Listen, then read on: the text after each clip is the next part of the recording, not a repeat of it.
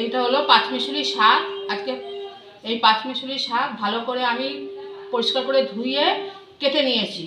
এবার এই শাকটাকে আমি ভাজবো। কড়াইতে একটু তেল দিলাম, কড়াইতে আমি তেলটা দিয়ে দিয়েছি।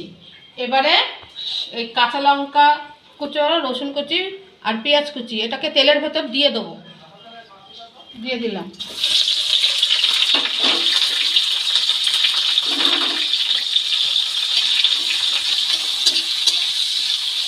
ভালো করে একটু পেঁয়াজটাকে ভেজে নিলাম কাঁচা লঙ্কা দিয়ে।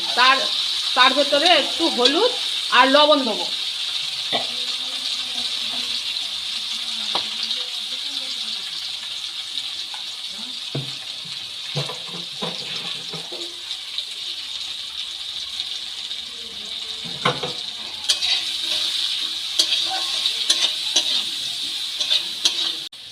এবারে এই কেটে রাখা শাকগুলো আমি এই কাঁচা লঙ্কা পেঁয়াজের সাথে মিশিয়ে দিলাম। ভালো করে নাড়তে হবে। নাড়তে নাড়তে এই জলটা যখন শুকায় যাবে তখন ভাজা ভাজা হয়ে যাবে, তারপরে নামিয়ে ফেলবো। তখন শাক এইভাবে নাড়তে থাকতে হবে।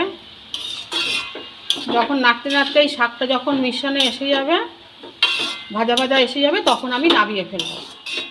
জলটা যতক্ষণ না টানছে ততক্ষণ আমার এই শাক নাড়তেই হবে।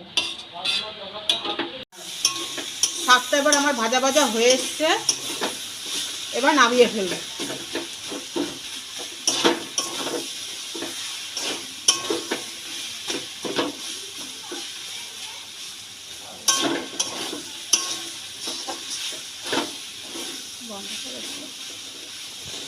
এবার হয়ে গেছে, আমি এবারে শাকটাকে নামিয়ে ফেলবো।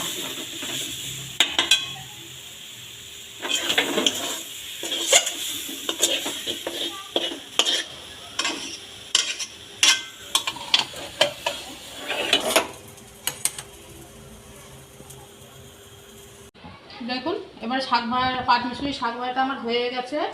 যদি আপনাদের ভালো লাগে তাহলে আমার এই চ্যানেলটিকে সাবস্ক্রাইব করবেন।